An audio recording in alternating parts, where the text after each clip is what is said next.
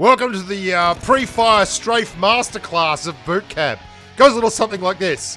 Go corridor, start running, pre-fire, see person, knock them, pre-fire, see person, knock them, reload, push, see person, clear them, reload, get ready, see person, don't thirst, kill partner, repeat, rinse, champion! Well, hello there, humans of his earth, it's wherever you are, wherever you are, whatever you're doing, and if you're lucky enough indeed to be doing it too. Welcome back to channel. I'm Bushka, and I want to talk to you today about Hacienda Del Patrone, the house of the boss. And the reason I want to talk about it is the season is just ending for, grinding, raiding, and that kind of thing. But it's going to start again. It was ever thus. We will start off and click all over again. And I really like this place to grind TPP raiding. Now, the reason being I find TPP to be quite boring compared to FPP. It is by far and away a more passive playstyle. I'm happy for you to argue amongst yourselves about that, but I feel it's pretty unequivocal. There's no way around it. You can see everything that's happening around you. I mean, Shroud called it a wall hack, and he's not wrong. That poor grub has nothing to do but run forward, and then the ground suddenly sprouts a man with a shotgun. But if you have to grind TPP rating to get rewards in that because you want to have fun in the FPP, and that means dropping hot in the middle of boot camp and going crazy all the time, then that's not a bad idea. So you should probably have a look at this video if you're doing that, because what I like to do to make it interesting is grind solo versus squad in TPP. And I don't like snakes. Like, snaking is just a punish. It's an absolute pain in the ass. And if you don't like snakes, that rules out sanhok and erangel, because people on sanhok and erangel basically lie in the grass and kill you without actually fighting. It's very, very frustrating. So what I like to do is drop Miramar. I'll drop Miramar and Vikendi, and by far and away the most popular drops Miramar and Picado Arena. But if you're dropping solo versus squad, that can be a bit of a grub, because you generally get multiple squads dropping Picado Arena all hanging on the stairs and waiting for you to move, and you just don't have the wherewithal to deal with that many people. Enter Hacienda Del Patrone. This is a great place to go if you want to grind TPP rating, you want to do it solo versus squad, and it has enough loot for one bloke to land, get a heap of gear, and have a fight. But it's probably a little shy in terms of loot for whole squads. So if you get like 2 or 3 squads dropping here, it gets cleaned out very, very fast, and you can actually end up doing quite poorly loot-wise. It is the perfect kind of size for a solo squad drop. And if no one drops here and you loot the whole place yourself, you're going to come out of this absolutely geared up. A couple of quick key pointers for Hacienda Del Patrone. There's 2 good ways to enter the roof area. One of them is obviously off that balcony there, which you just saw. And this is a very, very important part of the area. Even if you get here late game and it's not a hot drop, it's very, very important to be able to get up here, because this roof area contains some excellent spots for you to get involved and snipe, and is a great place to overlook pretty much the rest of the map complete, which is great. And I've won a lot of chicken dinners by just being better at dealing with Hacienda Del Patrone and Hacienda Del Patrone issues than the guys that I'm playing against. The other area where you can enter the roof or exit onto the roof really easily is up here along the window line. Now, this is probably the less well-known way of getting up there, but what happens quite often is people think they're being very cool.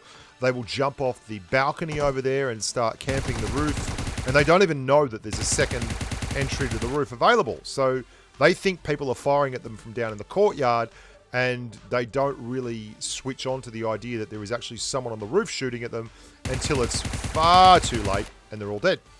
And you can see the kind of overview this gives you. It's a great spot. I don't actually mind dropping up here. A lot of people will drop up the top here to get their gear and then run straight from here onto the roof and start farming damage on the people downstairs.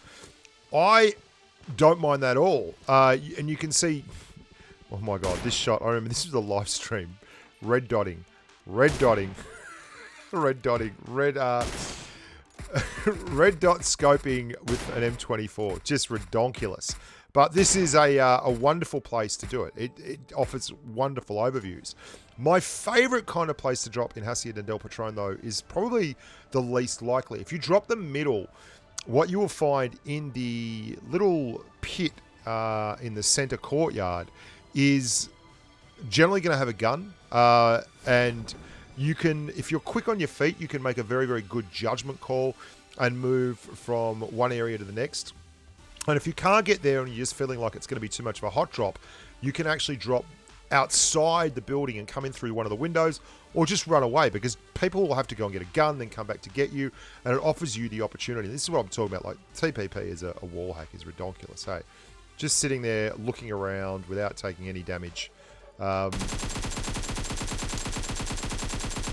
As the game progresses too, at Hacienda, you're going to find that people come into this area to get a little bit of loot, because it does have 8x scopes and 3x vests and 3 times level 3 vests and 3x scopes. That's good, Bushka. Well done. And overall, it's just a generally nice medium intensity level area for solo versus squad.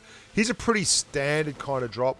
You can see that area in the middle will generally have a gun. Don't panic. You'll get a shotty down here.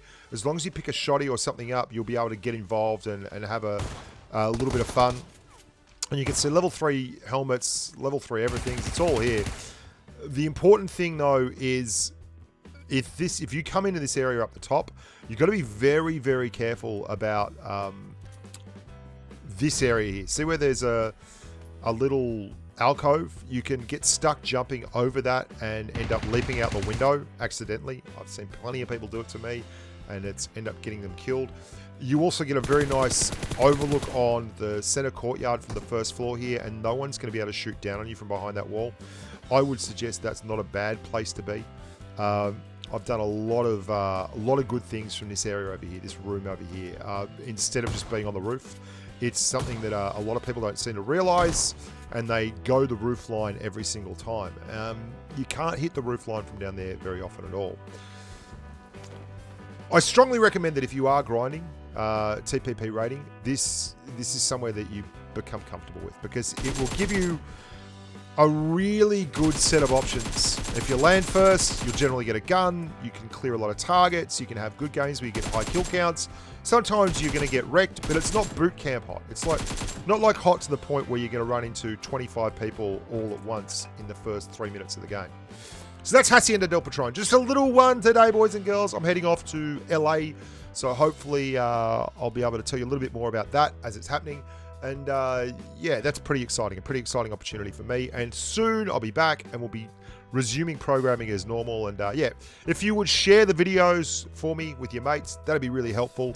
And just like and subscribe and have a good time. Look after yourselves, be nice to your mum and eat your veggies. Until next time, bye for now.